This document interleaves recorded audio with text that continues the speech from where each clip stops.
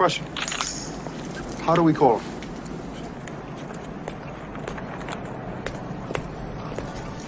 He gave us a signal.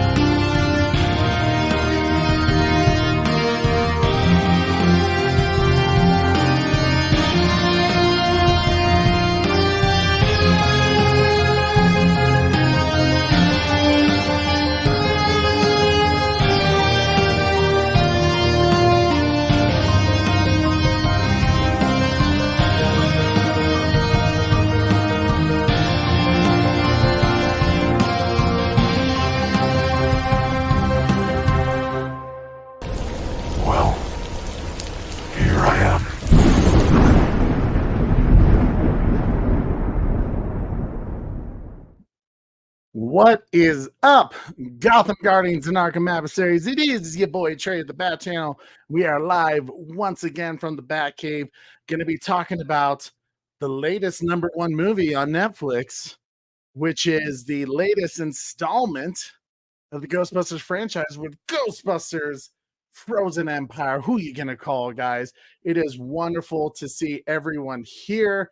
Thank you so much for joining us last night during our watch party of Ghostbusters Frozen Empire. I feel good to know that we may have helped this film get pushed to #1 right as it got released. So kudos to y'all for joining us again tonight, because we talked about doing our spoiler review and giving our score and movie franchise rating of all the Ghostbuster films. So it's been a long time coming for this one. We did our spoiler-free review, so if you haven't checked out Ghostbusters Frozen Empire and you don't want any spoilers, go watch the spoiler-free review with my Wonder Wife instead of this streaming. Come back after you've watched it on Netflix. So without further ado, let me go ahead and bring out the best co-host I could ever ask for. Ladies and gentlemen, a Super Bro Corey. What up, buddy? How we doing, my friend? My man. How you doing? Yep, doing good. Doing real good, buddy. Real good. You feeling a little bit of disturbance? Like we got one? We got a ghost to catch? Oh, sure. Yeah, we got a ghost to catch. Oh my God, dude. Now we're living out 2012 up here, big fella. 2012 out here? Is that a reference to the volcano issues you're having in Yellowstone area? Right. Yeah. Oh yeah. Well, that'd be great if you want to. It's just a little bit of psycho turbulence, that is causing this, Corey. Hey, there we go. Just probably in excess of ghosts. The craziness of 2024, right? Apparently, Corey, do you want to give us an update? What's going on? Oh no, Yellowstone National Park. They had a little bit of an explosion today. So one of their geysers down at Biscuit Basin area, they one of the Yellowstone geysers there went up. So if you're not familiar with Yellowstone National Park, it's home to one of the largest super volcanoes in the world. And yeah, man, one kind of started rumbling its belly a little bit today. So always nice. a little exciting. Maybe it's time to do a 2012 watch party, Corey. I love that movie. Do you really? I do love that movie, man. Move that ass for Sasha. Move that ass for Sasha. Right, man.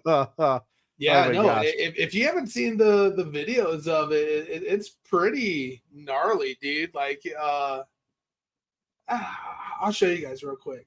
I have it up.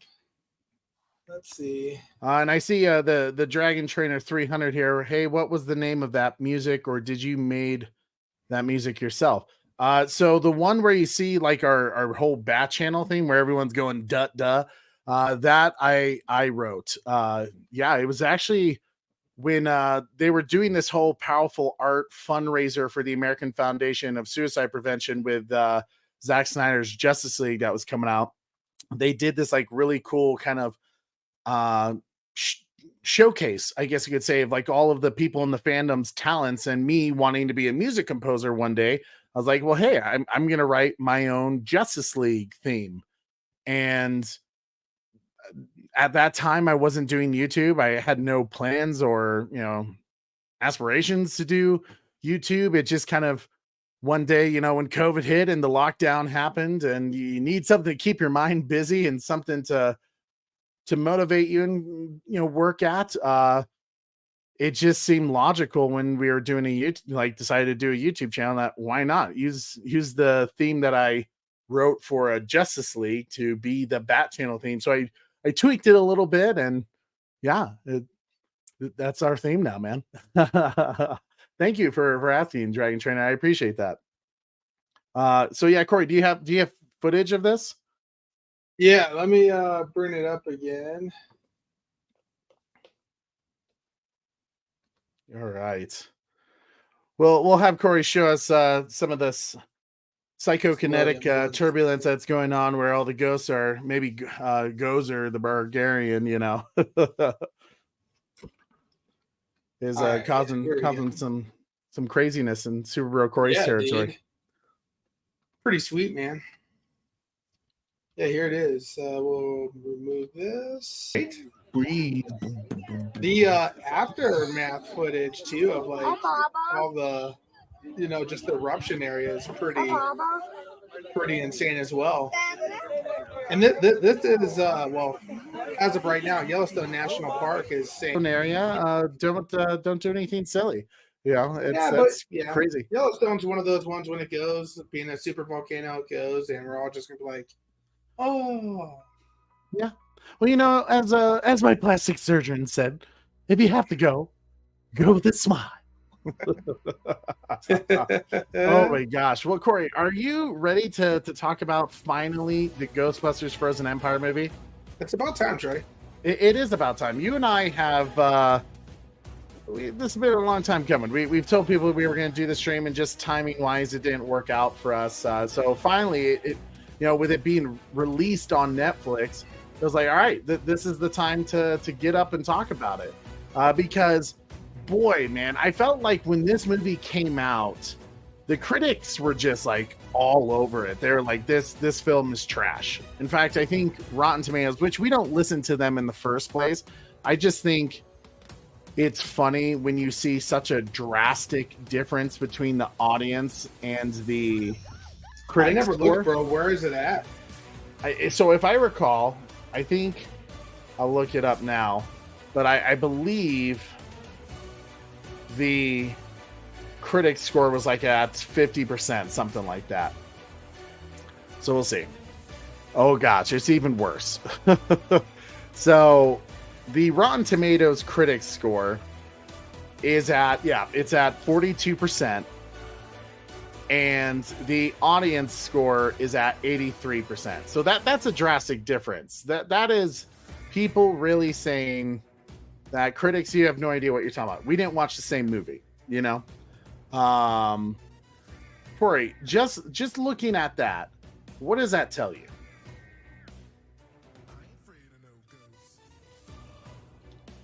Sorry, me to myself. It's telling me that the critics, like always, can't be trusted, buddy. Yeah. To me,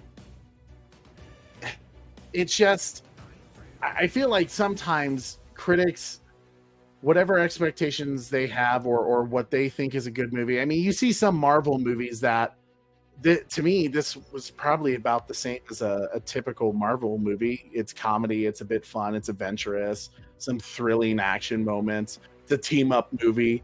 Sure. With some cameos nonetheless. And here it's just like they dog on this movie, but like the audience is going nuts for it. So we're going to talk about tonight how the critics are wrong, and always the audience is always right? Because they're the ones who pay for it and go to see it in the first place. But let's go through some of the pleasantries before we get to all that.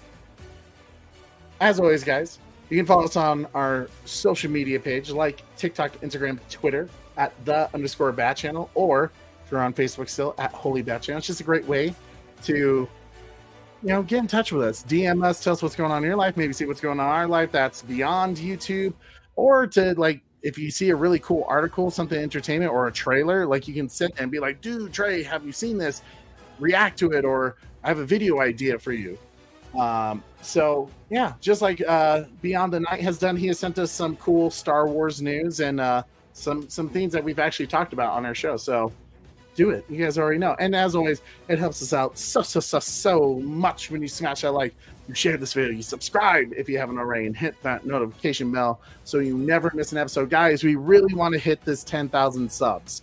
I know it's a long way to go, but when we hit the 10,000 subs, YouTube then grants us this access to be able to do donation charity streams without having to do all the super chat. They took I looked earlier, and they're taking 40% out of the super chats that you guys put in for the Twisters watch party that we did to help raise money for American Red Cross Disaster Relief Fund. So Corey and I will cover the cost of what YouTube is taking out. It's still just silly that they do that. But we appreciate you guys always supporting us and our channel to get that done. And of course, we had some really cool shows this week. We've been nonstop lately. We have our Rebel Moon Director's Cut Rated R Red Band trailer reaction that we did right before our Ghostbusters Frozen Empire watch party. And then we also did the 30th anniversary of Angels of the Outfield watch party. You should do that. It's one of our favorite movies from our childhood. And then, of course, if you haven't seen Twisters yet, we have a spoiler-free movie review with Wonder Wife and I that you guys can check out. And then our next show, tomorrow night, we are going to be doing Twisters spoiler review and talking about how this Hollywood upset just completely has been taking the box office and really the film industry by storm. No pun intended. So, and then, of course, Deadpool and Wolverine comes out, and we'll be doing a 25th anniversary of Deep Blue Sea watch party. We just had Shark Week.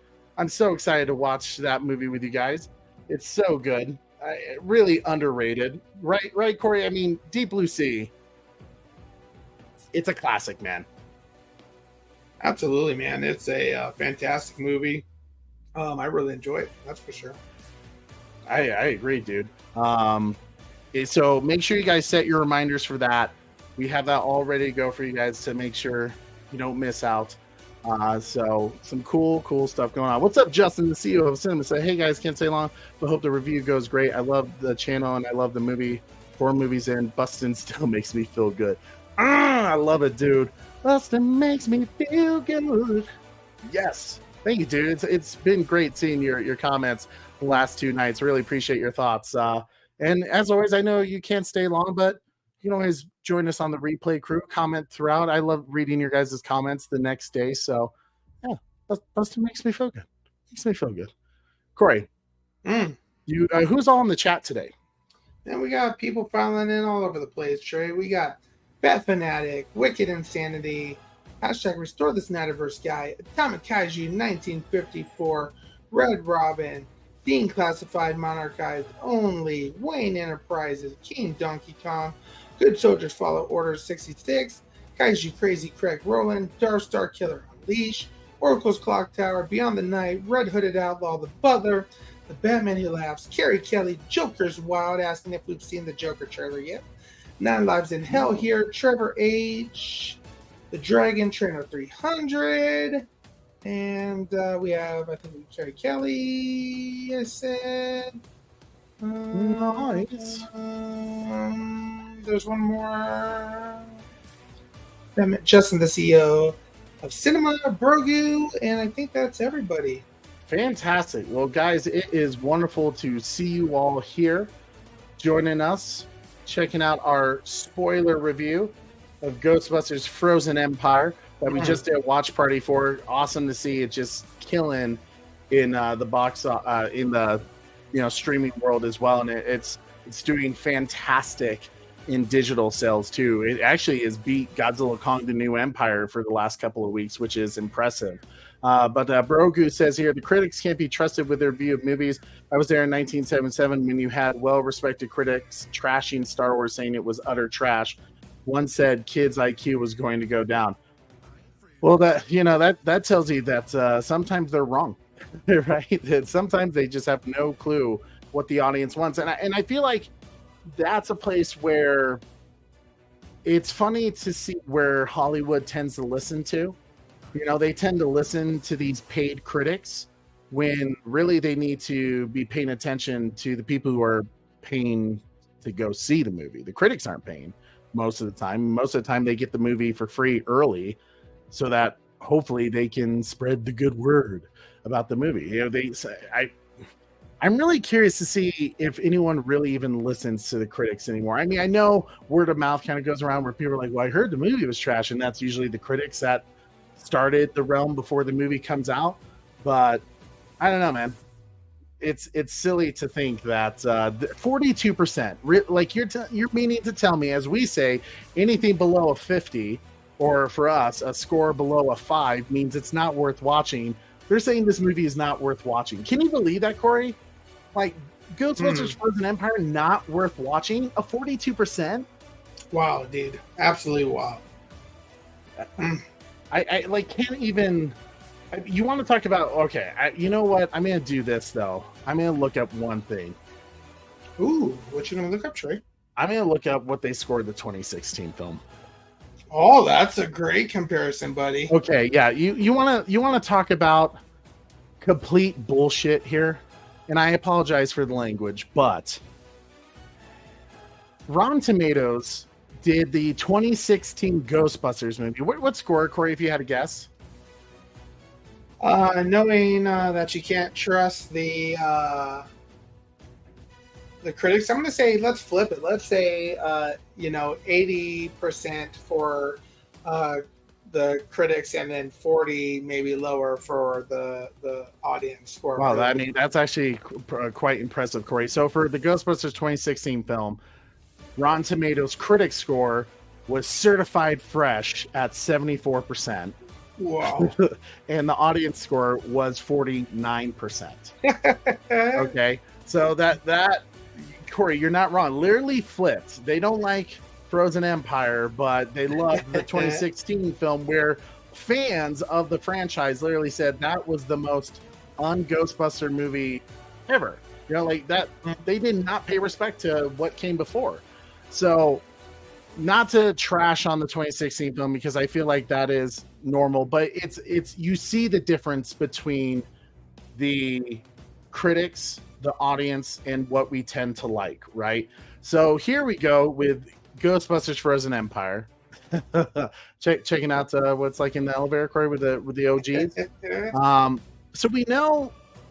Let's start with the story, Corey. For you, what were some of the big things? I really enjoyed rewatching it again, because there was a couple of things I picked up on this round. But I think if there's one thing to say about this particular story, it was the world building, the lore that they really expanded on with the whole Ghostbusters universe. What did you think about that, Corey? Yeah, I think that's what they did a fantastic job. What's up, Nutgram? Okay. They really put their time into like, okay, we're going to set up the future now, and kind of get things rolling about where Ghostbusters can go. And obviously we see what they're doing as far as Ghostbusters as a whole, new technology that they're building, the importance of what Winston is doing, Ernie Hudson, how he's playing a significant role in funding the operations of future Ghostbusters. So that was a key role into establishing where we can go as future Ghostbusters movies go. I agree. And I also loved, it's kind of a chaotic idea, but to have, I remember thinking after Afterlife, which was very much a emotional story, a nostalgic story, kind of redoing the first Ghostbusters movie to really, I mean, it was fan service. That movie was just fan service all around, pretty much. Not that there was anything wrong with that. It was a great way to get the fans back from the 80s to the theaters to really like just, you know, hug basically the story, right? To really honor Harold Ramis, Egon's character, and to have the OG cast show up in the way they did. It was just a very heartfelt, you know, driven story that was so impactful for the fans after, you know, the feelings they had towards the 2016 film. So now you get the nostalgic film, right, with Afterlife. Now you get to get really passing of the torch, the next step, the next future of Ghostbusters, and to have it evolve around the Spengler family. Part of one of my questions was, well, like, how are they going to explain this? Like, Phoebe's too young, and I actually love that they kind of incorporated that into the story, that, you know, like, child labor law, she can't be, you know, on the team. And it was really a nice, like, vocal point to kind of see, like, how people deal with that, this new status in their family, this new role on the team, and building the Ghostbusters back up. And like you said, Corey, I really appreciated how they showed Winston kind of taking the lead, especially from a financial standpoint and a research and development area, to showcase how the Ghostbusters can expand and really just give us a taste of what's to come for this franchise. Corey, what did you think? They showed us a lot of new gadgets in this movie, and I freaking loved, especially the drone one. What did you think about the new gadgets? Drone by far was my favorite. Absolutely. The drone trap was so cool. That'd be my job if I was a Ghostbuster. I'd want to fly that thing around. But even their lab, you know, some of the equipment that they have in the lab now was super interesting. And, you know, just watching how, you know, Phoebe processes problems, and just so much like her grandpa did, you know, like figuring out a way to work through things. It's fun to watch her even like, oh, we need to put copper on these coils, or, you know, like, you know, this is a way to combat this. You know, it's fun to watch her, you know, step into Harold Ramis's role quite nicely. Absolutely, especially when you think about it, everyone kind of plays the role of someone in the original cast, right? All the new cast, the next gen of Ghostbusters, which was always the dream of Harold Ramis and Dan Aykroyd. They always knew that at some point they were going to have to hang up the proton packs and pass down, you know, the ghost traps to a new younger generation. And rather than just handing the baton to a brand new group that you really can't develop any type of connection with until you build their characters up, you already have a bit of a connection with these guys because they are the Spengler family. You know, we know having that element of Harold Ramis's character Egon kind of portrayed through Phoebe and her mannerisms, just it makes the movie all the more special. It's part of the reason why we loved Afterlife and why McKenna Grace was just a wonderful addition to the Ghostbusters franchise. And once again, she's the star of this one for that very reason. She is the honoring of Egon moving forward. And I've said it before, you know, with the fact that I agree. The Batman Who Laughs. I loved how there was kind of that opening scene with the firehouse and kind of the essence of, you know, to foreshadow what was to come, but kind of give us an idea of the big bad, and how there's always been kind of a psychokinetic kind of aurora with the firehouse. Corey, what did you think about? I know we were kind of talking about the lore a bit, but to bring in something with a bit of the historical Ghostbusters, the Fire Masters, in a way.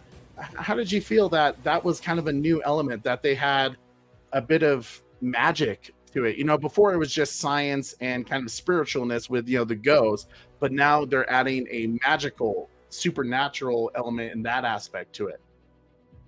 It didn't bother me. I enjoyed it. I think it opens a door to more stuff that they could bring in and do.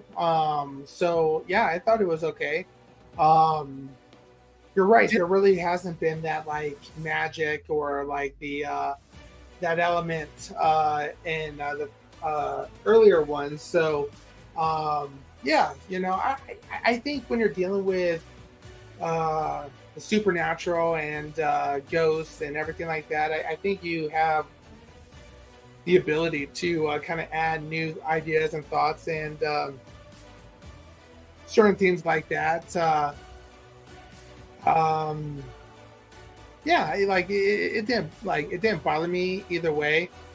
Did it feel like it was natural or belonged in the universe of Ghostbusters, or was this kind of a foreign idea that they just threw on the dartboard and it worked for you?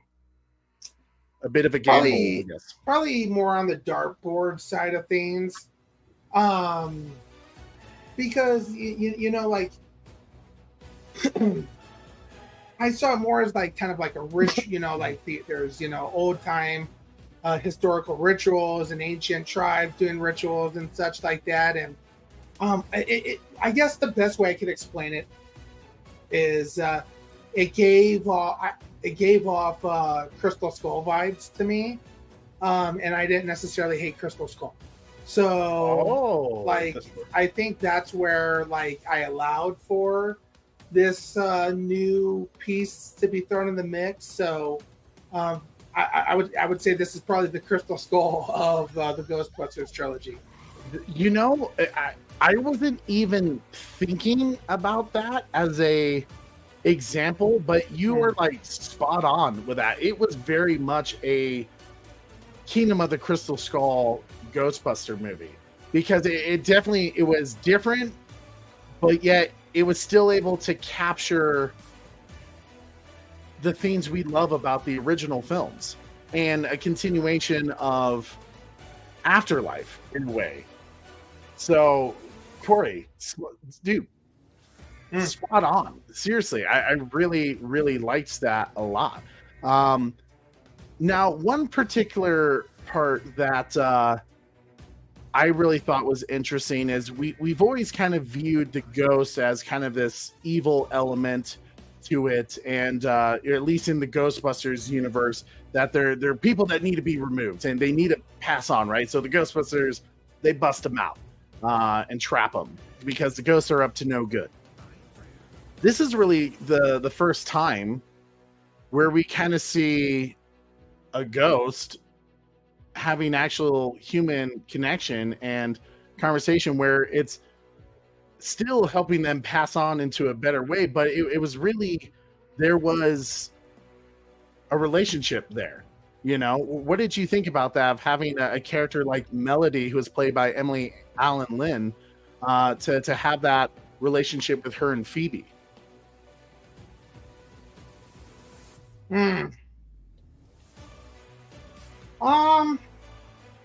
There was parts that I liked about it. I feel like in some ways that I could see Spengler doing the same thing, trying to have a, conversation and, a better understanding from a scientific point with the afterlife and the ghost and everything like that. So there was a lot of aspects that I liked. There was a few like one weird, vibes going off, and I don't know if they intended it to be like that or if they were, trying to, there's just one little weird thing in the midst of it all. But for the most part, I was okay with it, and it made sense to me in the sense of, from a scientific standpoint that, I feel like Spengler would have tried to study it. Yeah, and I think I know what you're saying too, because the actress who played Melody actually talked about that, because a lot of people are like, hey, were they trying to ship these characters? Like, were they trying to say there's a bit of a romantic relationship there? And she was like, no, it was never a part of the conversation.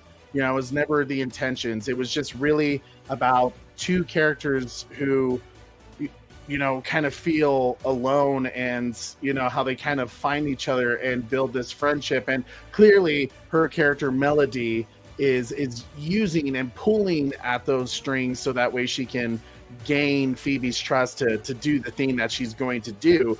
And there is that scientific mindset, right, that Phoebe had, where it's, you know, and I think in a way you could say Dan Aykroyd was kind of Ray Stantz character kind of inspires her to kind of try it, because when she asks like, hey, do you ever think about what it'd be like to be in that in-between world, what it'd be like to be a ghost, and seeing his scientific excitement about it to kind of understand it, right? Because that's really what Ray and Egon, the scientists, were really about, is like trying to understand the unexplainable, you know. And to see that element to her, she was like, okay, well, this is also kind of a interesting scientific test I want to do. So I didn't mind as well. I definitely know what you're saying, Corey, where you couldn't quite tell.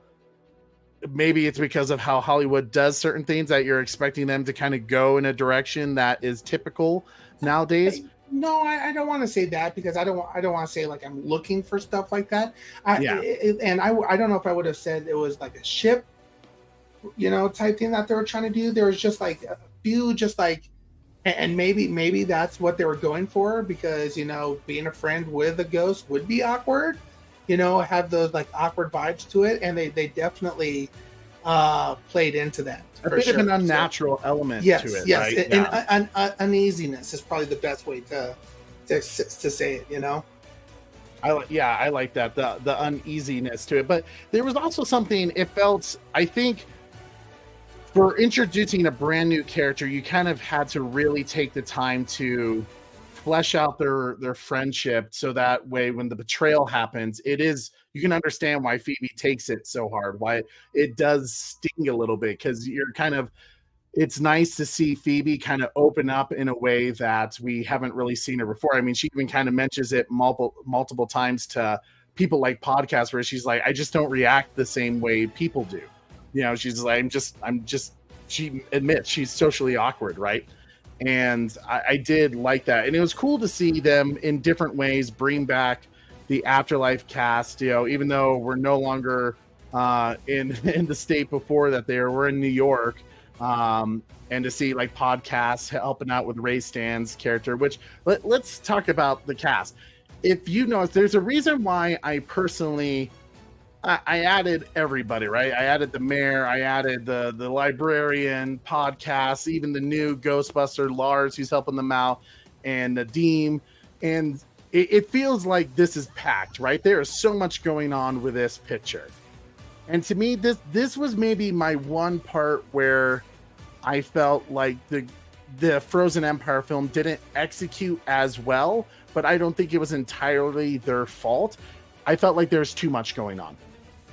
Almost too many characters introduced and lore, but like there was like so much jam-packed within 2 hours, a little less than 2 hours actually, now thinking about it, because I think the film was only like an hour and 55 minutes, but there was so much going on that it was almost too much to unpack, you know, and to do smoothly. Corey, what's your thoughts about that? All the characters they kind of introduced that really had a bit of a role to them. It wasn't just like they showed up and, you know, hey, bye. You know, a lot of these new characters they brought in had a role to play in the story.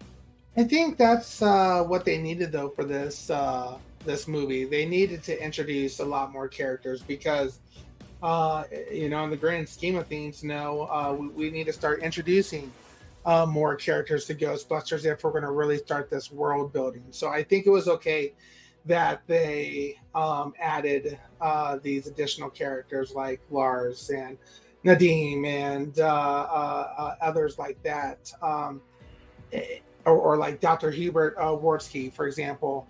I hear what you're saying, and I agree with what you say. But I also, you know, think about like, you know, if we want Ghostbusters to continue as a future, I would rather have people like Patton Oswalt and James Acaster and these other new characters that they're trying to push in to have that, you know, experience with the OGs of the Ghostbusters world, because these guys are getting older. You know, Bill Murray, Dan Aykroyd, Ernie Hudson, they're getting older, you know, and who knows, you know, anything can happen from now into the next movie. So by introducing these characters that worked with some of the OG cast in the you know, inevitable time where people do start you know, unfortunately passing away, we still have had, you know, some new characters that have worked with the OG of Ghostbusters, if that makes sense. You know, like their legacy lives on within them, you know, if that makes sense to what I'm trying to say. I do, yeah, because I definitely see what you're saying, and I agree to it, like you said, to some extent, because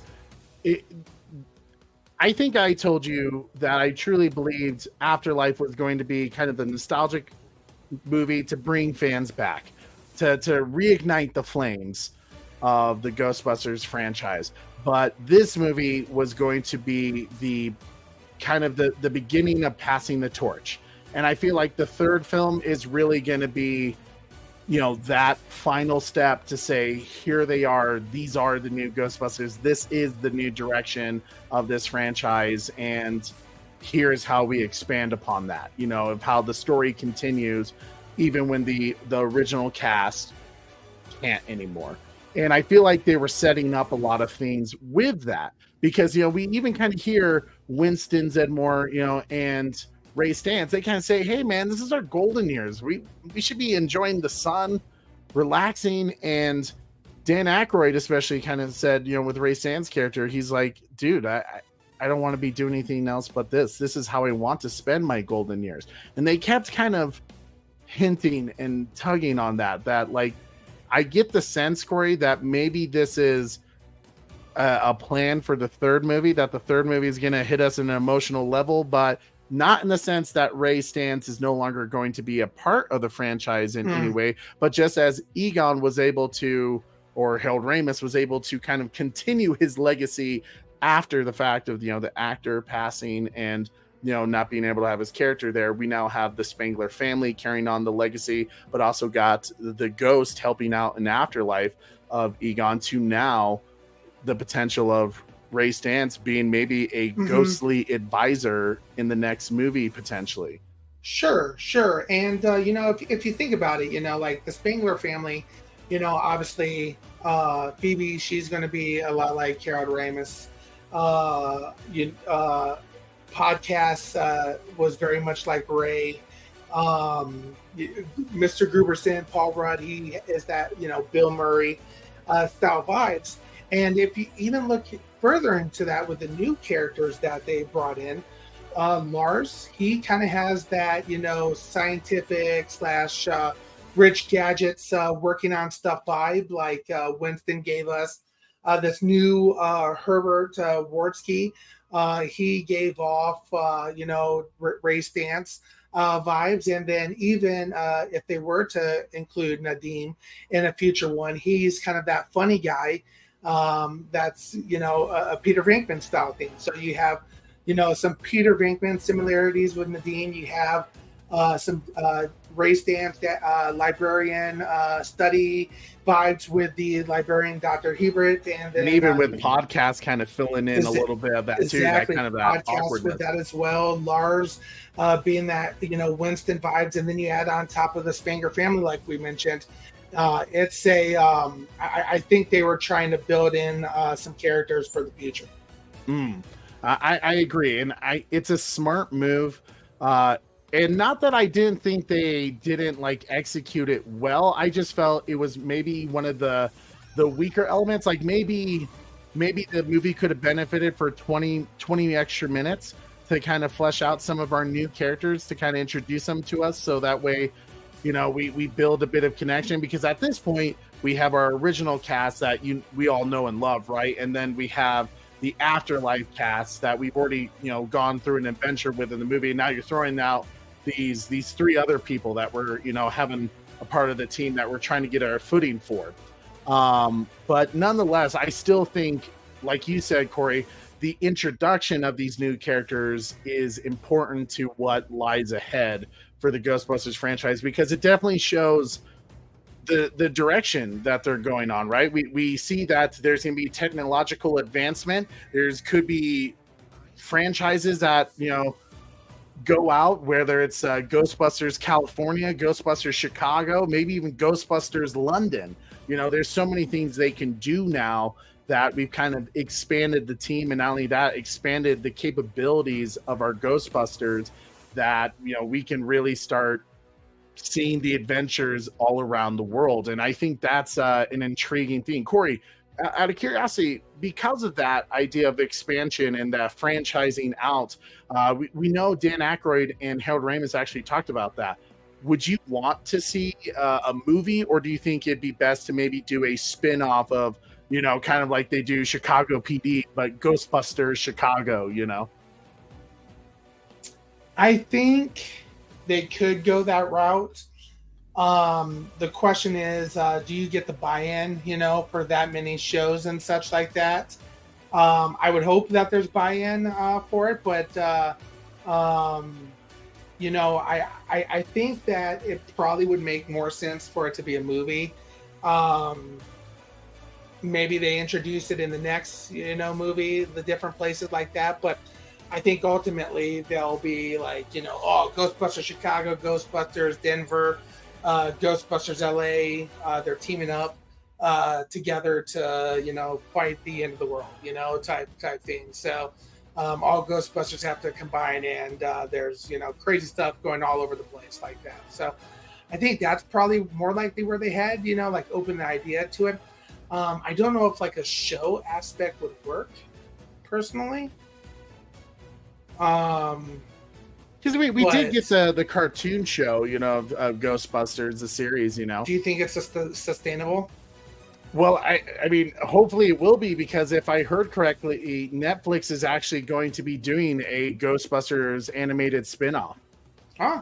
So I don't know when that's coming out. If I heard correctly, it was going to be something like 2025, but it's happening. It would clearly have to be geared to probably more the younger generation, but yeah. And kind of like Camp Cretaceous, whatever. That's exactly what I was going to say, is like, we know Netflix can achieve that with big IPs like Jurassic World, with, Camp Cretaceous to Chaos Theory. So if they did something like that of Ghostbusters on the level of Chaos Theory, I think that could be some really cool opportunities there in IP to expand the story. But I like what Red Hooded Outlaw says here. Spin-offs would be cool as long as we keep building to the next movie so that it matters.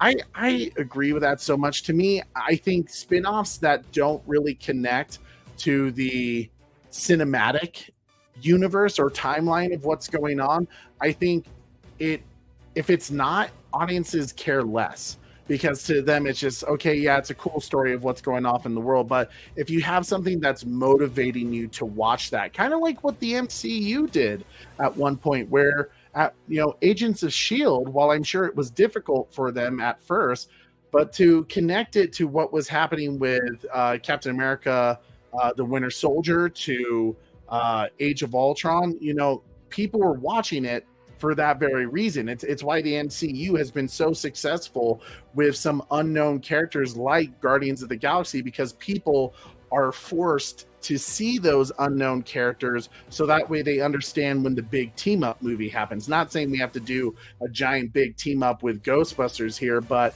I think giving the audience motivation to watch a spinoff is key to how the franchise survives in the long run. So great comment, Red Hood Outlaw. Corey, was there any cast member that really stuck out to you that was like, this is, it could be from the Afterlife, the original cast, or maybe a new cast member?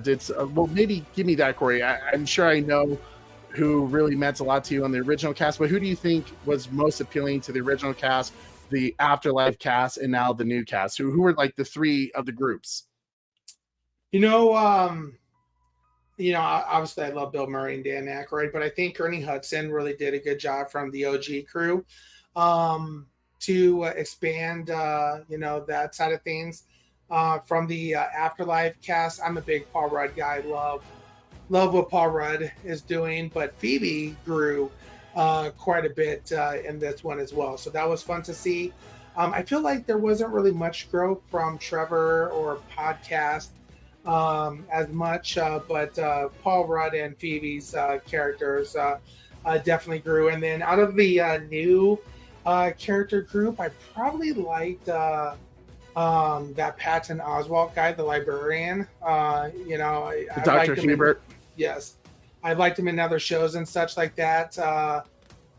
So that's kind of where I was, but a close second would be Lars. He was kind of a fun character as well. So probably Ernie, Paul Rudd, and then Hubert for me. All right, I dig that. Yeah, man, I think I'm tied with the original cast when it comes to. Absolutely. I mean, Bill Murray, right? Like when he shows up, it's the funniest shit in the world. Like you just can't help but die laughing. Yep. He's just comedy gold every time. To me, Winston is very much the future. He is the future legacy connection, right? He's going to be the thing that connects the future from the past. I think Ray was the heart of this movie in terms of the original cast. I think there's something going on there, man, that I really felt like they're hinting at something to come, and it's going to break our hearts when it happens, but it will be as earned as what they did in Afterlife with Harold Ramis's character. And then it was great to see Janine back, to have the cameo of Mayor Walter Peck. Yes, this dude has no dick. And even the library administrator, to have him come back, like it's such a small role, and to see that he's still there at the library after all this time was wonderful. A great little chuckle, and just shows that it's really a beloved, for Ivan Reitman, his son taking over and Gil Kennan working with him, with Jason to do this movie. You can tell it's being made with love for the Ghostbusters cast, and I appreciate that so much. And then I think for the new cast of someone that really stood out to me, I think Lars is an interesting improvement, addition to the team. I think he's going to be an interesting character going forward. I agree with you. I don't think Trevor and Podcast really had anything to do in this, but they just add familiarity with our Afterlife cast. Paul Rudd, man, he's a solid addition too. With to me, he's the fans. He's literally the fans who are becoming the Ghostbusters, and that's why I love so much about him. So yeah, I'd probably give it to Gary. So I'll do Ray, Gary, and then for new cast, for new cast, I agree. I think Hubert was an interesting one. Yeah. Yeah, that could have easily been mine as well. Good. Okay. Out of curiosity, Corey, did you see? I know at one point you and I yesterday we were talking about how missing Rick Moranis in this. A lot of people are hoping to see him back. If you could throw him into this movie, how would you put him in there? How would you utilize him for a cameo?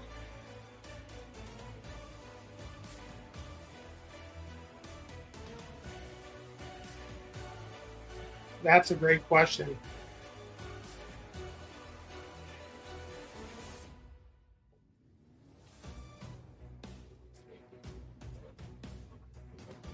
That's where I was leaning on the Batman Who Laughs.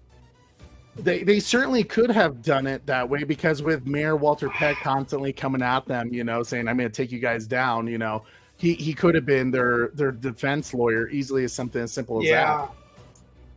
I also think it'd be cool to see him as Mayor someday as well, but he's kind of wacky, so who knows if he'd have the popularity to become a mayor, but or something in the in the government. Maybe he's the DA. Now, and he tries to cover for the Ghostbusters from legal issues from the city or state. So, but on the flip side too, I could also see him being,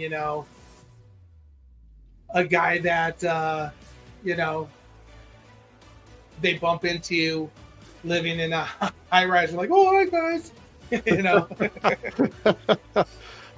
Yeah, I mean, definitely missed. As Corey learns from Ernie Hudson, that apparently they offered him more money than they even gave Ernie Hudson to be back in it, and it was just still not the right time for Rick Moranis. But I hope he's doing well, man. Miss him, because we would definitely love to see him back, hopefully in the third Ghostbusters movie. And I do like the idea of him being a lawyer or a district attorney. A mayor would be a cool idea too.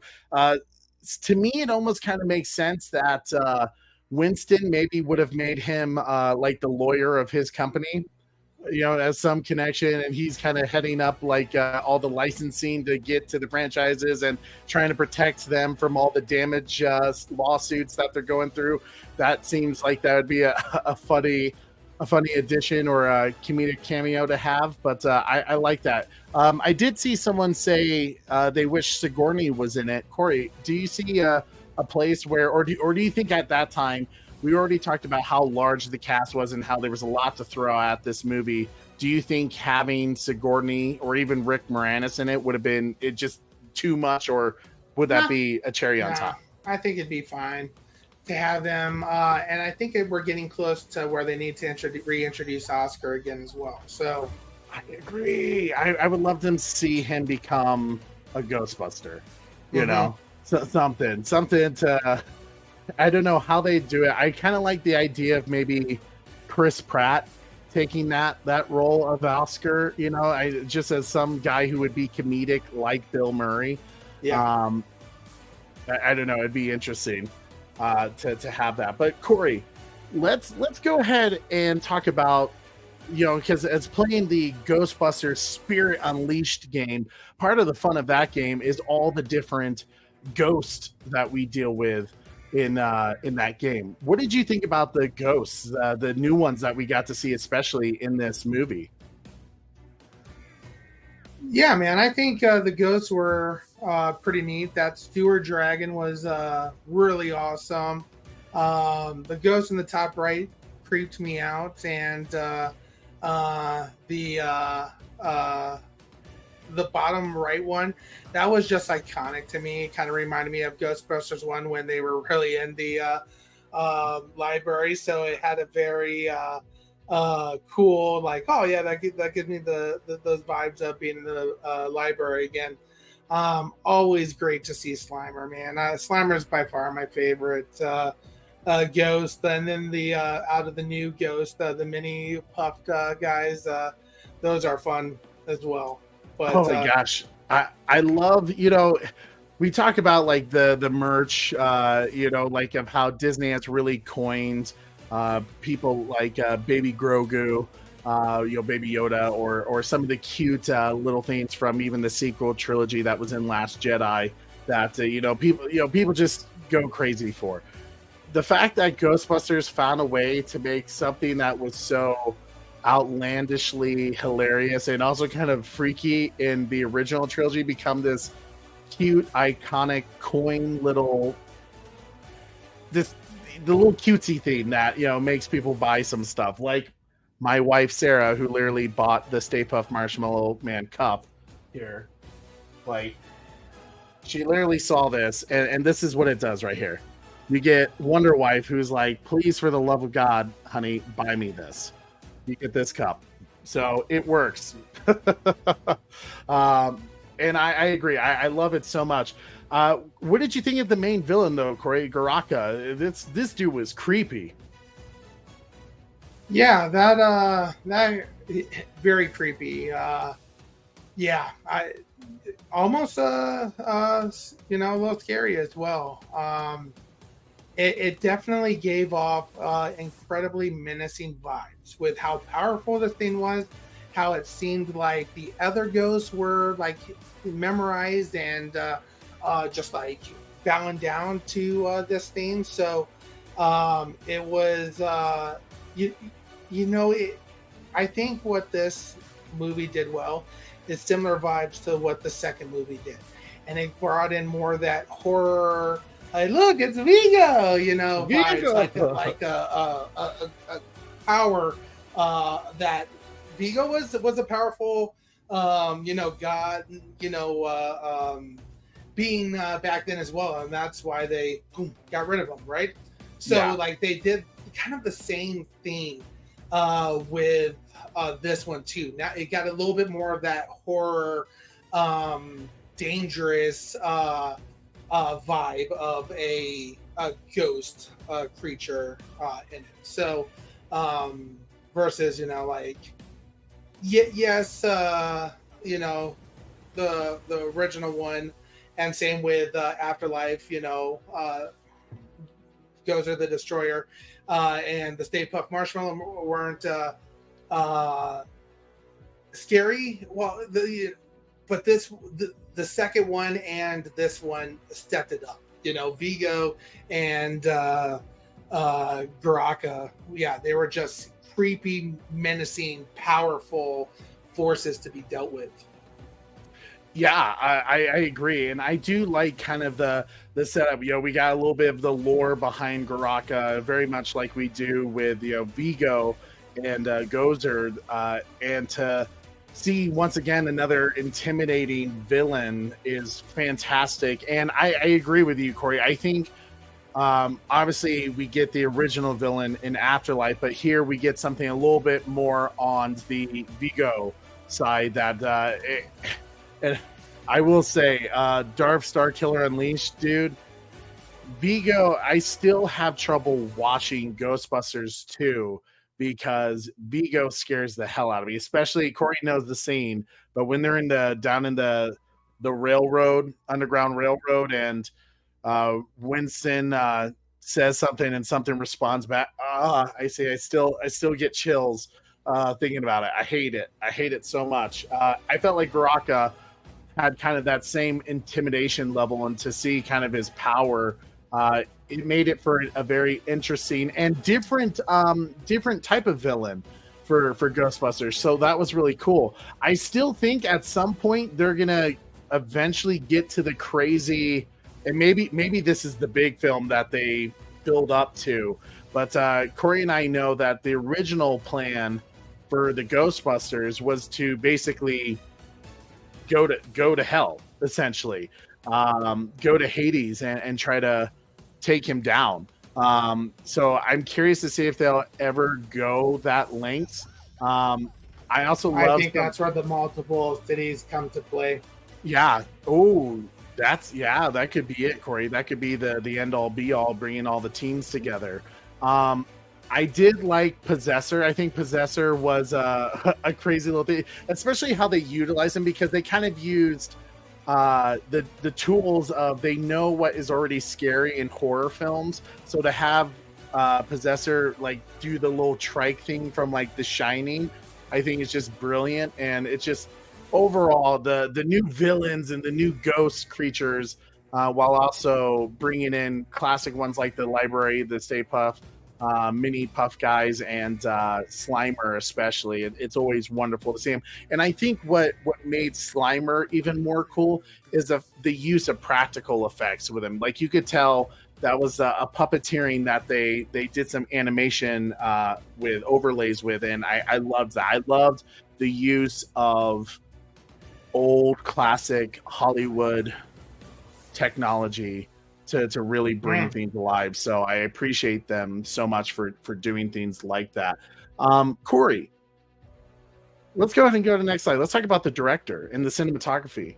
So this round, Jason Reitman, the son of Ivan Reitman, who directed and wrote the last one, this time he didn't direct it. He passed the reins to his partner in crime, Gil Kenan, who did write Afterlife, who was a part of that.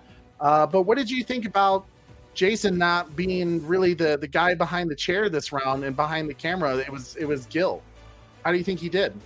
I think he did a good job. I think this is what we're going to start to see. I think, we're going to start to see the expansion of the Ghostbusters world, and clearly Reitman can't direct it all. Zack Snyder can't direct it all, So I think he did a fantastic job directing it. He's been a part of them before. So I think he treated the IP really well. So, I thought he did a good job. Yeah, I agree. I think having someone who was involved with the first movie back, returning with Afterlife, having someone who was aware of that and worked closely with Jason then, and worked with Ivan as well during Afterlife, to have someone who is very aware about how personal this franchise is to someone like Jason Reitman to do this movie and to pass the torch in a way. It was good to see someone have kind of a new vision, a new voice, but more importantly, someone who understood the love and passion that came with the original Ghostbusters and have that essence of it. So I think tone-wise, Gil did a great job. I loved what his vision was for Frozen Empire. It did feel like it belongs in the Ghostbuster franchise. It didn't feel foreign and unnatural, to not have Jason there at all. It felt like we picked up right where we left off with Afterlife. So kudos to him, man. He definitely nailed it. And I thought cinematography wise, Corey, it definitely felt like a bigger, more cinematic movie, especially with seeing Ecto-1 finally chasing around the ghost, right? Like usually we just see it trying to get to the scene of the crime, but here we're actually seeing Ecto-1, like we did with Afterlife, being used now in the city of New York, trying to catch that sewer dragon, which I think was one of the most awesome, intense scenes that we've ever seen from Ghostbusters. I thought it was so thrilling, that particular scene. Thoughts? Yeah, it was a fun watch. I love Ecto-1 so much that it's nice seeing it being utilized the way it was, kind of like the Gunner Ecto-1. So, I love the seat that flies out, and they're able to keep going. All the new attachments for their technology that they put into Ecto-1, they just kind of keep improving it, and it makes it so much fun. We get those chase scenes now in the Ecto-1, which makes it so fun, man. So I like you mentioned yesterday, it really does need to be a part of the game. I really want to drive this thing.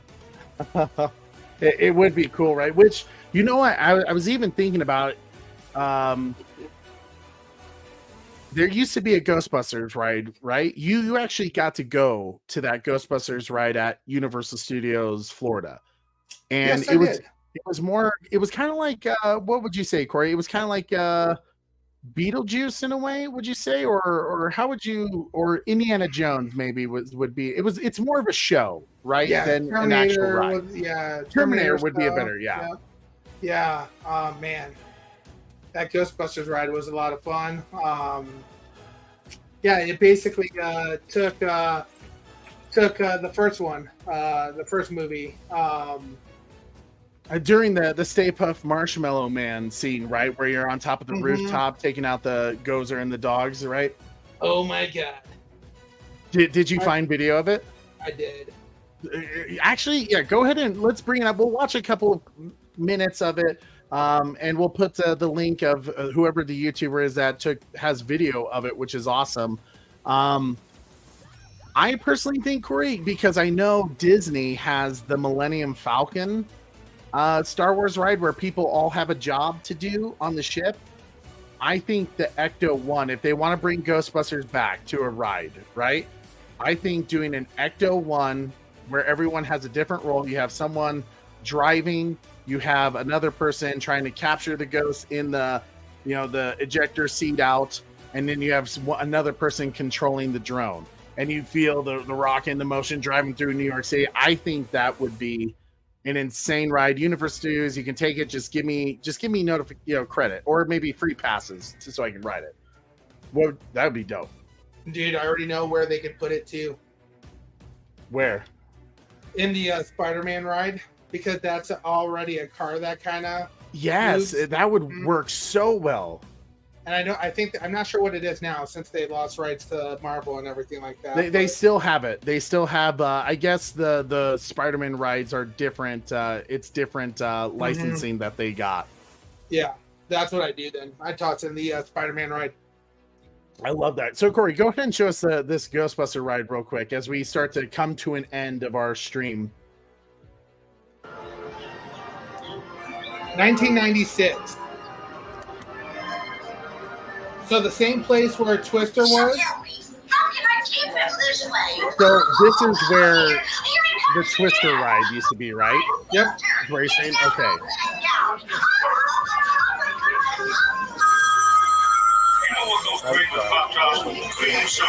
So you'd be in the firehouse and everything like that. I just wanted to know what time the animal show starts.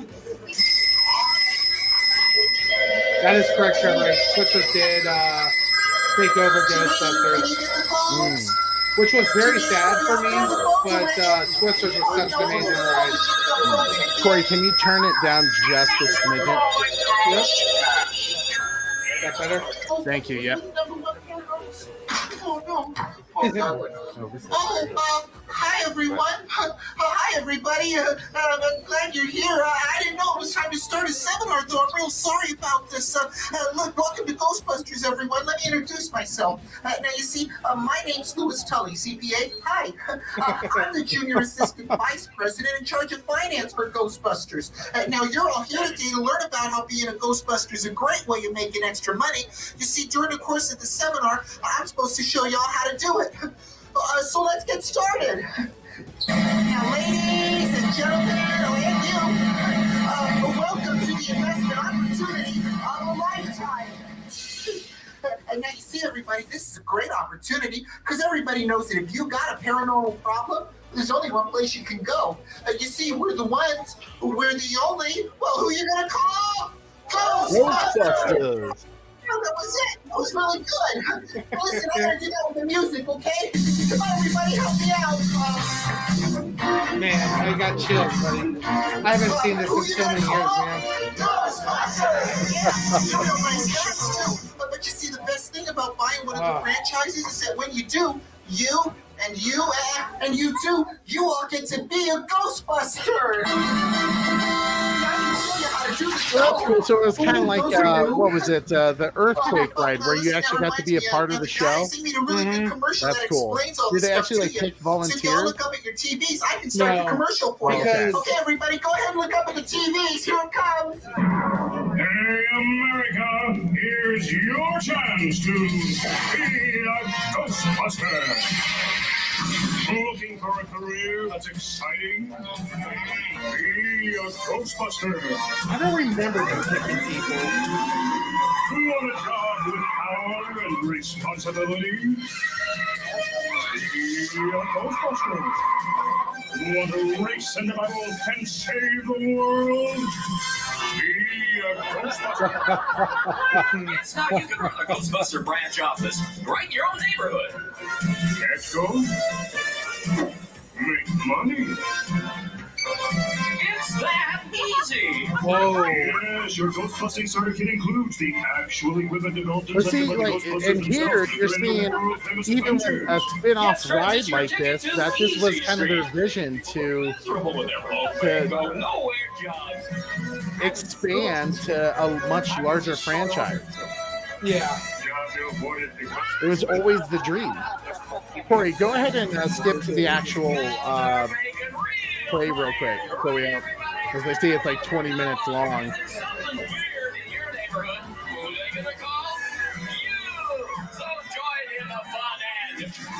Okay, yeah, they had like people out in front doing stuff.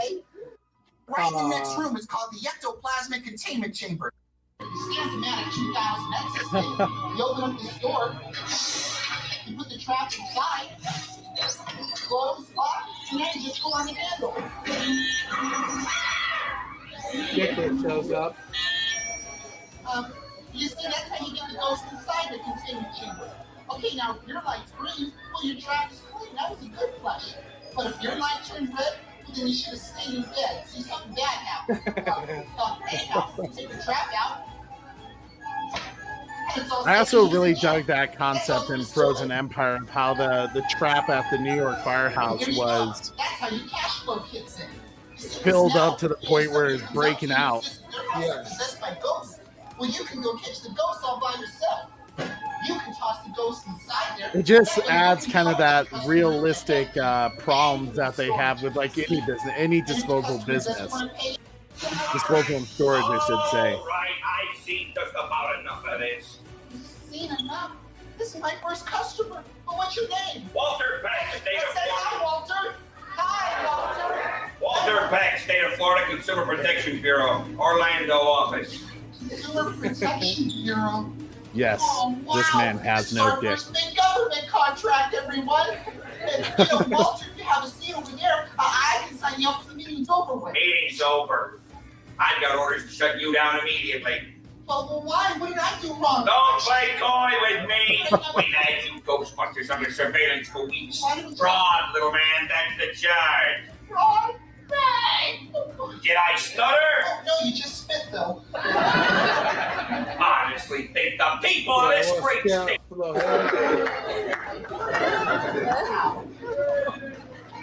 This is how you treat a humble public service. I hope you can't find your cars in the parking lot. For you, I'm shutting you down. Oh, then you can't touch that, Mr. Becker. No. My name is Peck. Oh, Any powers, wait. That's what we're going to do it.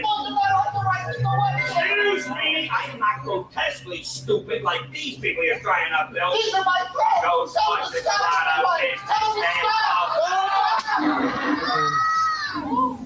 stop. See? Nothing. You folks might as well go on home because there's nothing happening here. It's a fraud!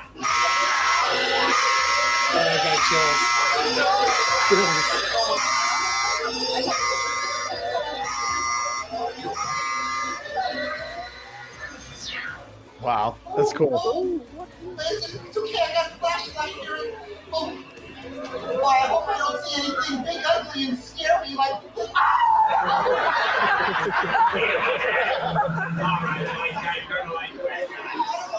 What? Turn the lights on and stop making those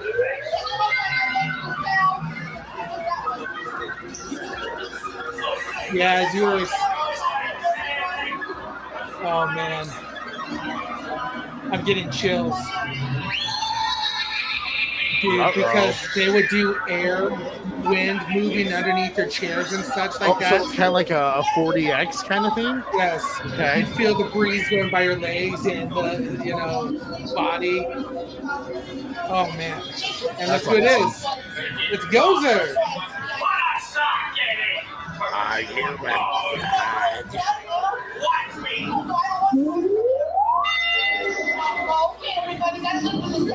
Nobody's going anywhere! Not till I get to the bottom of this. All right, little man, bring his ready. What? Gozer!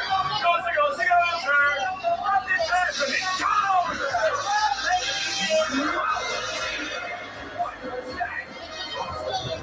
That's awesome.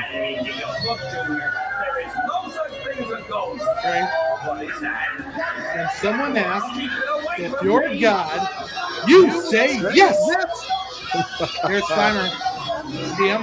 Oh, yeah, that's cool. You know, dude, I bet with technology now, they could really make an insanely cool ride. It was still really good. You know, like obviously you got to remember cameras back then. It's not picking things up the greatest as well, but those are.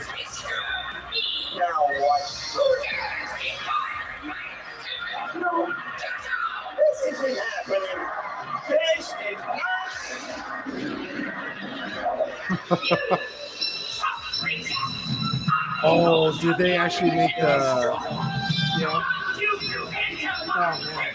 Are the dogs like robotic I'm a duly animatronics? deputized officer, and I really don't help! Help! Somebody! Anybody!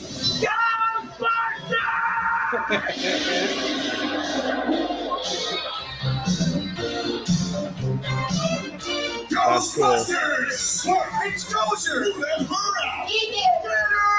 out!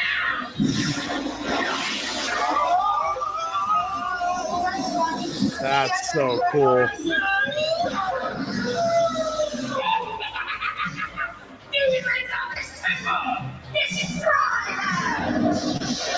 This is it, guys!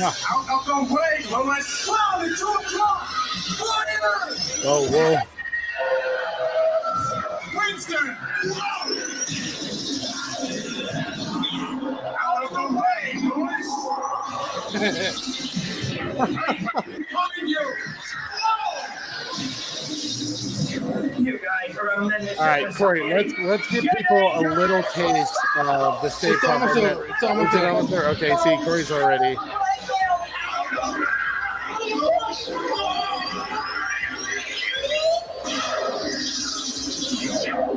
You can't start them on the wrong tray and take them off before it's ended.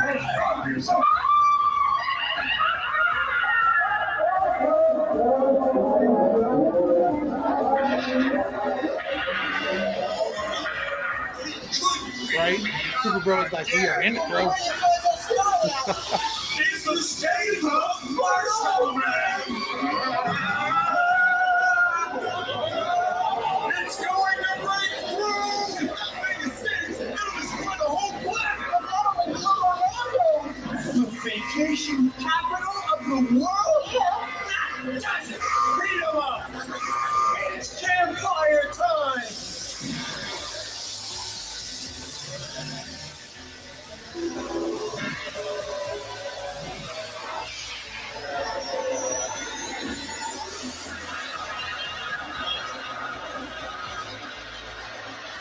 Oh, now you have to have the applause. Yep, you gotta I have feel everyone like come it's out. not doing it. You gotta have everyone come down and take a bow. Quick, go for the sale! Thank you for joining us at today's exciting Ghostbusters demonstration. It's fun, it's easy, it's enough.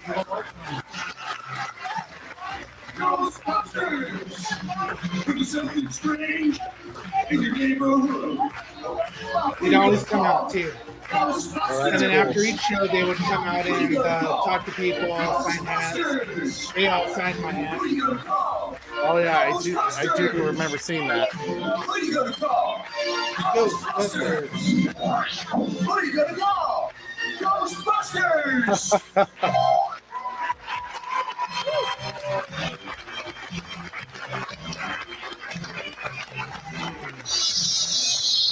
Yes, Ghostbuster franchises are still available in most major markets. Get your application in our gift shop now. Don't delay. Start busting today.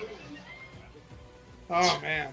That's awesome. Well, see, That brought back some clearly, great memories. oh god, clearly they could bring back a ride for Ghostbusters, I think, and to really incorporate kind of the new direction and the new generation of that, and I think that's part of the future of what is going to become with Ghostbusters.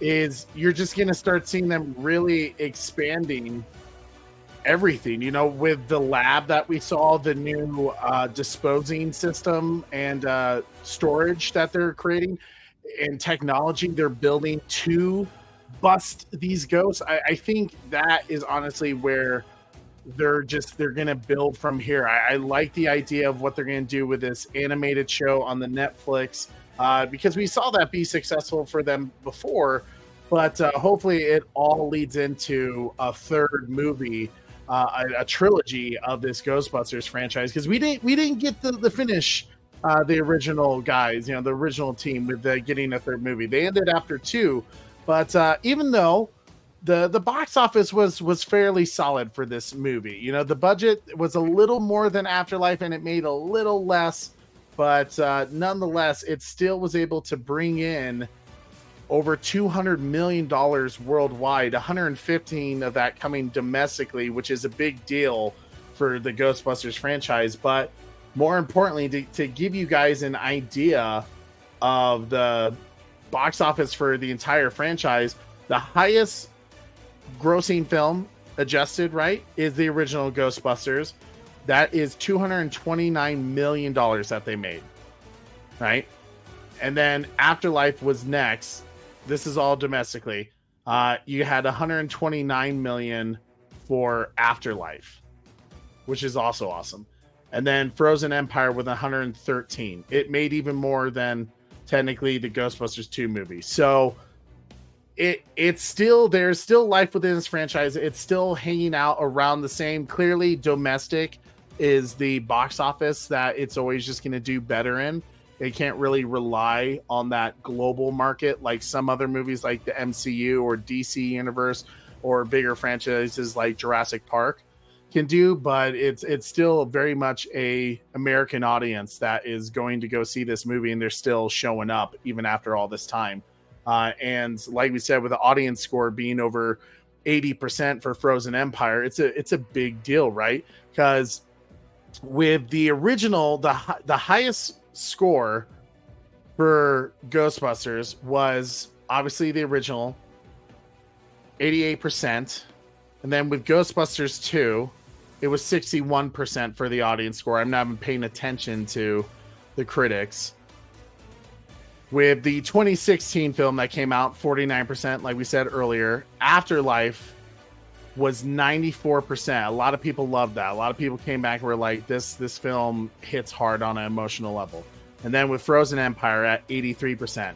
So the fans love it, right? The fans keep coming back for Ghostbusters and they're digging it. So there's definitely a future for this franchise here, especially with the video games, the comics, the TV shows that they're going to do, and with the movie. So I'm excited for what the setup is for the future of the franchise. I think they have a cool idea coming along. We'll have to see how the animated series goes, but we'll definitely be around to support it. Corey, everyone's been waiting for our Ghostbusters Frozen Empire score, which, guys, in the chat, let us know right now, what would you score Ghostbusters Frozen Empire? Corey, now that we've talked about, we kind of broke it down, what's your thoughts on Ghostbusters Frozen Empire? Overall, I thought it was a fun movie. A lot of great things that took place. Definitely did what I was expecting to do, start to open up for the future of Ghostbusters. They still respected our original cast and crew, so was super appreciative of that as well. I think even though I know we're starting to move away from the original crew, which is sad, I'm excited for the future with what they have to what they have. So yeah, man, it was a good movie. Are we ranking them like which one's our favorite Ghostbusters all the way down or not? We'll say that for next. Just right now, it's scoring. Oh gosh, Trey, I'm gonna let you score first. You're gonna let me score first? I'm gonna have to think about it. I liked this one a lot. I think like you said, the future is bright for the Ghostbusters franchise, and Frozen Empire to me proves that there's still a lot left in the tank. There's a lot of new ideas that they're ready to do. This isn't a franchise that they're just putting out movies to make a quick buck, and they really don't have anything left to tell us. They don't have a story left. They clearly do have more story to tell, and they're ready for it. They just, need the audience to continue to show up. So, to me, that was a very good sign. I had, what did I give Afterlife? I think I gave 9.5 to Afterlife, didn't I? Can't remember. I think I did. Let me look it up. I'm pretty sure I gave a 9.5 to Afterlife. So. I loved Afterlife. I think so we gave much. it a lower score to start. I think we did too. I think our original score that we gave. Wait, no. I remember this. You tried to blame me last That's time. right. See how Corey tried to do this again? Good God. He tried to make That's me right. look like I gave the lower score when it was actually you who gave the lower score. You're right. Oh my gosh. I'm pretty sure the second time watching it, I was like, this film grew on me even more because of how Yes. emotionally driven it was. was So a I gave hard Afterlife a score back then, 9.5. too. Yeah, you were a pretty heavy critic, but I think you still gave a solid score. I think you were still in the 8s. Yeah, I was in the mid 8s, but after watching, Afterlife again, I would say we're in the 9.7s area. Okay. 9.7s for Afterlife? Okay, wow. 9.5, 9.7s, yeah. Okay. It's a mess. I really enjoyed Frozen Empire. I did. So I think, but it wasn't anything. It didn't hold the emotional weight that Afterlife did. It was just a very entertaining, fascinating movie of one of my favorite franchises out there. So I'm gonna give it. I think I'm feeling like an 8. I think I'm gonna say 8.5. It's definitely in that 8.5, 8.6 range for me, I think. Yeah. Super Bro? You gave it an 8.5? Yeah. Yeah, I think I'm an 8.5, 8.6 as well. Oh, For okay. this So one. you and I agree? Yeah, this one, the reason being is, well, I enjoy the new cast and I enjoy seeing our old cast again. I know they're starting to make their exit. So,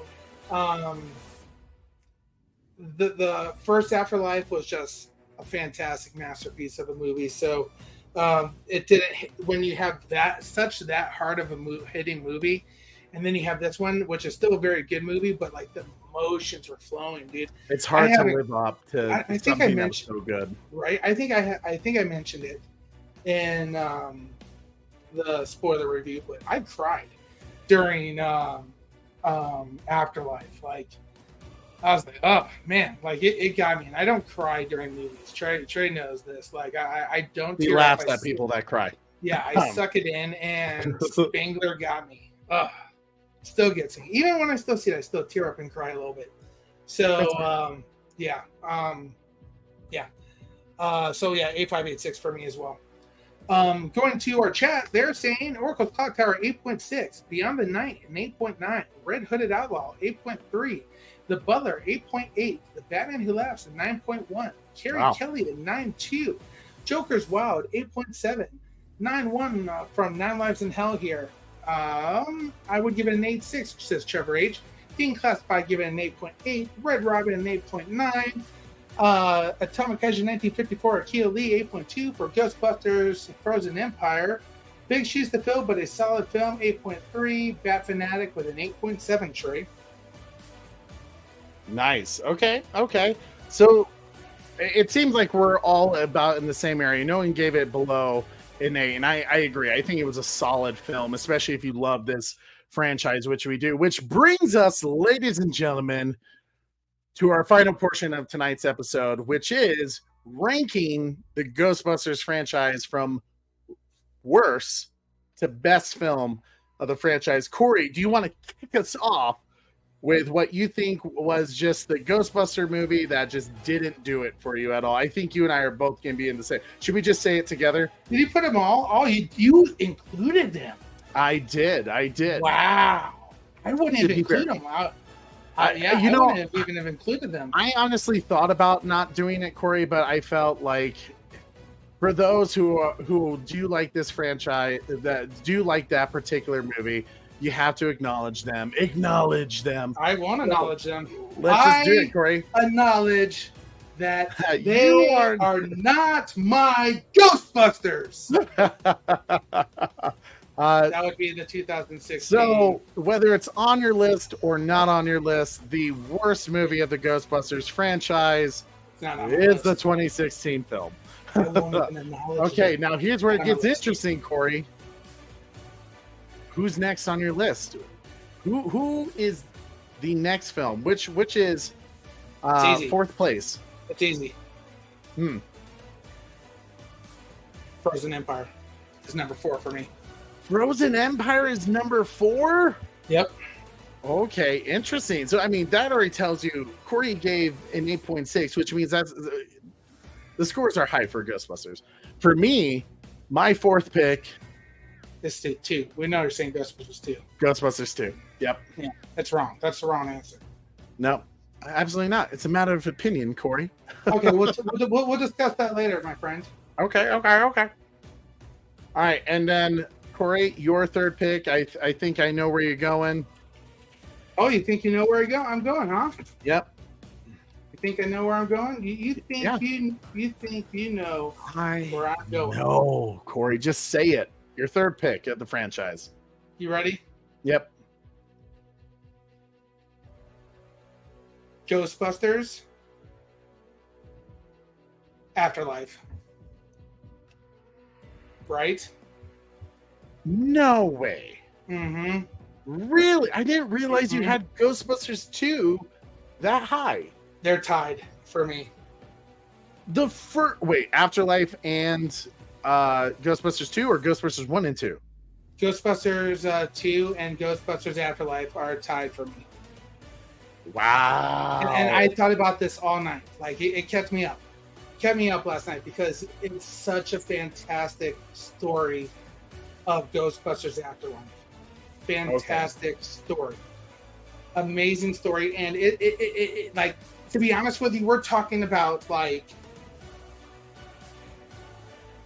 we're talking about point 1 points away now. Like fingernails, yeah.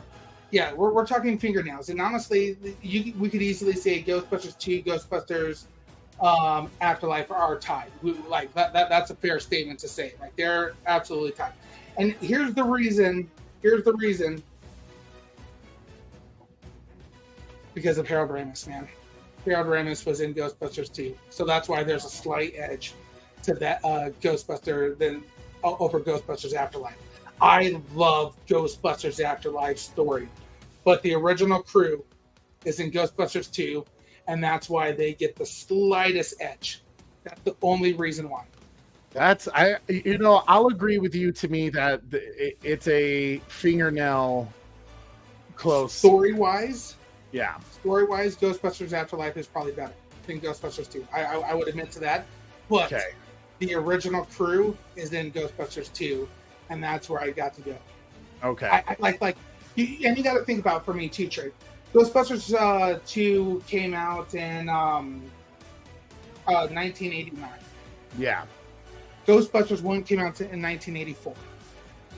I grew up watching Ghostbusters 1, Ghostbusters 2 all my life. All my life. So we're trying to compare a nostalgia movie with Ghostbusters Afterlife. And don't get me wrong, Ghostbusters Afterlife is fantastic. Absolutely fantastic. It like I said, I teared up in that story, in that movie, and I've never teared up in Ghostbusters 2. So, but that said, I grew up with Ghostbusters 1 and Ghostbusters 2. I feel like I owe it to Ghostbusters 1, Ghostbusters 2, the original crew that made it, that they get the slightest of edge. But like I said, in reality, how I see it, 1, 2, and then 4. Wow. Okay. So, well, I mean, Corey just gave you his entire ranking now, so I guess I'll just breeze through mine then. So what did I say? I said the 2016 film that we don't even talk about. I mean, if you had to throw that, it's just last. You just throw it in last. It's honestly not even worth on the list. Then I said Ghostbusters 2, even though I really like that movie for the same reasons that Corey does, is that it has the original cast. Louis Tully, is hilarious in that movie, especially. I think part of it is just sometimes it's so damn scary that I still have nightmares from it. That's why I kind of put it in that 4 spot, is because that one still scares the shit out of me. So kudos to Vigo for reaching the 4th place, but still a film that I will never not watch when it's on TV. For me, the 3rd place movie is going to be Ghostbusters Frozen Empire. I just think it really shows, it gets to the place where Dan Aykroyd and Harold Ramis always wanted this franchise to go. And actually achieved what 2016 was trying to do, but failed so miserably at. You know, so that's why I give this film a lot of props, because it actually showed that this franchise doesn't belong in the past in the 80s with nostalgia. It belongs in the here and now. So that's why I appreciate it so much. And then, of course, second, Afterlife. Ghostbusters Afterlife was so impactful. It reaffirmed the audience and the fans of the franchise that Ghostbusters was back, you know, and in a powerful way, that it could be emotional, it could be scary, it could be comedic, it could be adventurous and thrilling. It had everything. And the fact that I still tear up every time I watch that movie, I just can't help but just get moved emotionally by Harold Ramis's, you know, final kind of essence to it, you know, even though he's not a part of it, but to have even Ivan Reitman, it's the last time he is really a part of the Ghostbuster franchise, and he plays the Harold Ramis Egon character nonetheless, as the body double. So it's just that much more of, you're a Ghostbusters fan, you love nostalgia, you love paying fan service in the right way. That movie did it, and it kept theaters alive during a hard time, you know, with the lockdowns of COVID and stuff like that. So kudos to Afterlife so much. And then, of course, like Corey and I agree, you can't love the franchise without going back to the beginning, where it all started with Ghostbusters 1984.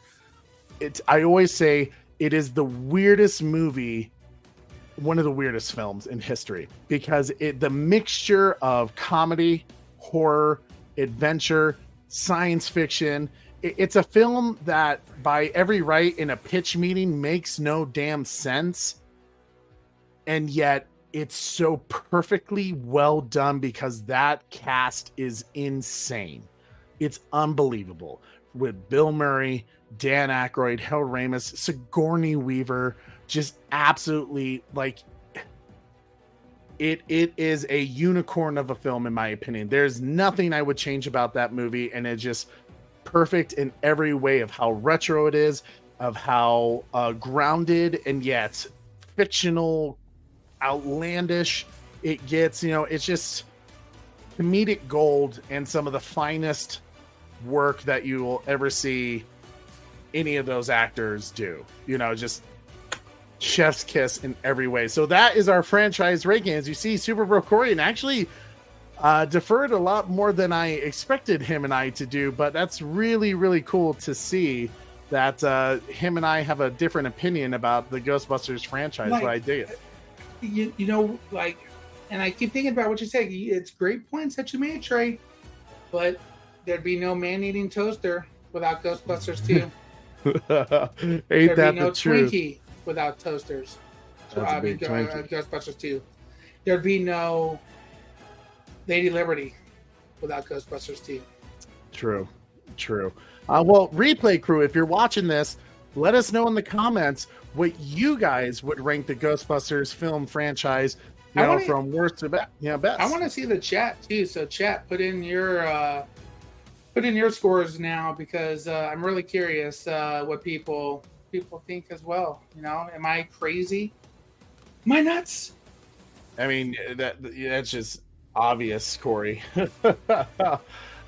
Corey, do you want to tell people what we have coming up for tomorrow and future shows this weekend? Yeah, man. Let's see if I can remember, because you have such a big thing coming. So thank you so much for coming, everybody, to Ghostbusters Frozen Empire movie review. We finally got it done for you, and hopefully did it right with you. But make sure you guys have also checked out our Rebel Moon rated R trailer, the Red Band trailer, as Trey would call it.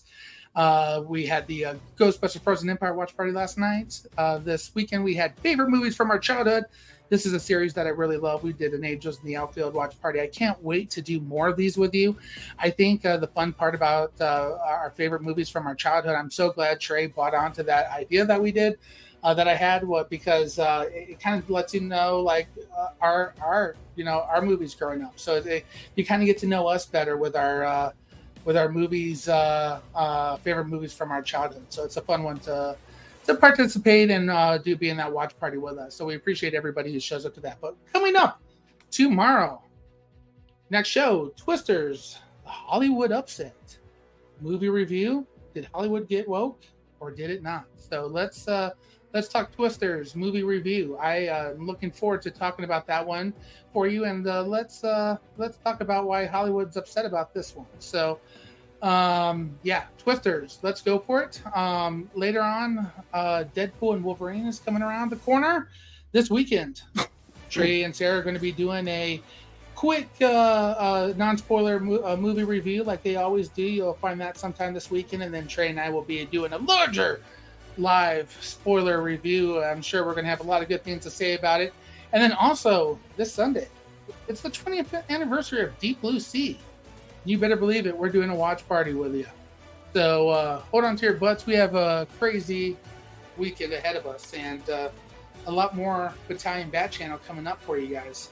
Woo! You already know, folks. I'm super excited for all the shows we have coming up for you guys. So you already know what you need to do. Smash that like, you share this video, subscribe if you haven't already, and hit that notification bell so you don't miss all the cool shows that we have coming up on the Bat Channel, because it ain't ended here. And I do have a lot more. There's gonna be probably like 3 more videos that I haven't told you guys about that will be possibly releasing this week. So one of them is kind of near and dear to my heart that I'll let be a surprise. But Corey, what are some people saying for rankings? Oracle's Clock there chimed in. She said the same as you. Ghostbusters Afterlife, Ghostbusters 2, Frozen Empire. Beyond the Night agrees with that, and so does Red Hooded Outlaw.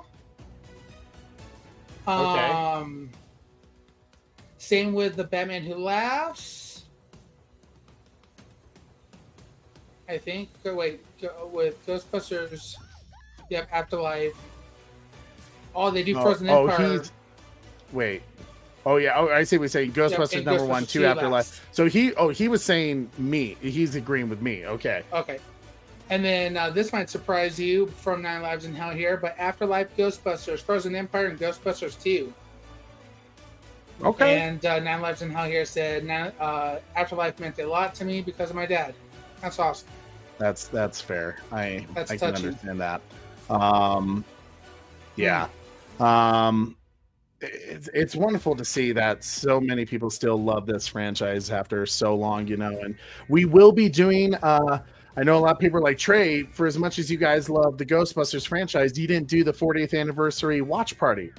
We will. I know it was technically in early July, but I wanted to save it for closer to Halloween time, because to me that's like my Halloween movie that I go to, So we'll save it for then for sure.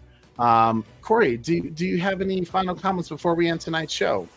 I hope everybody comes back tomorrow and watches Twisters with us. I am so excited to talk about Twisters. I feel it, and I want to chase it. So if you feel it, chase it.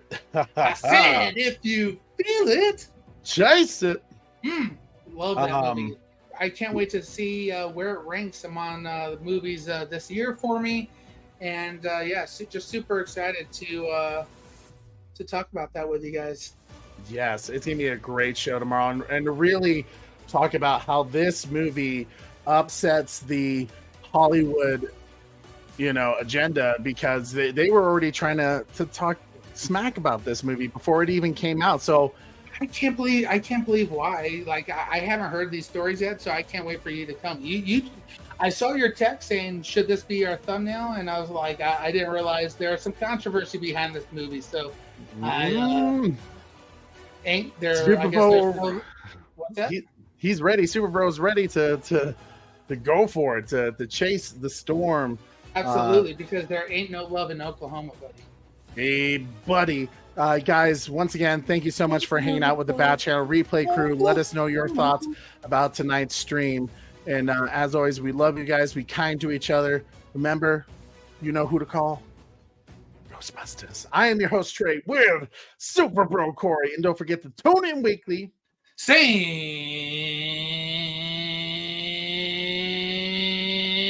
bat time Temperature. Woo! See you later, guys. Have a great night. We out. Everybody have a good night. Something strange in the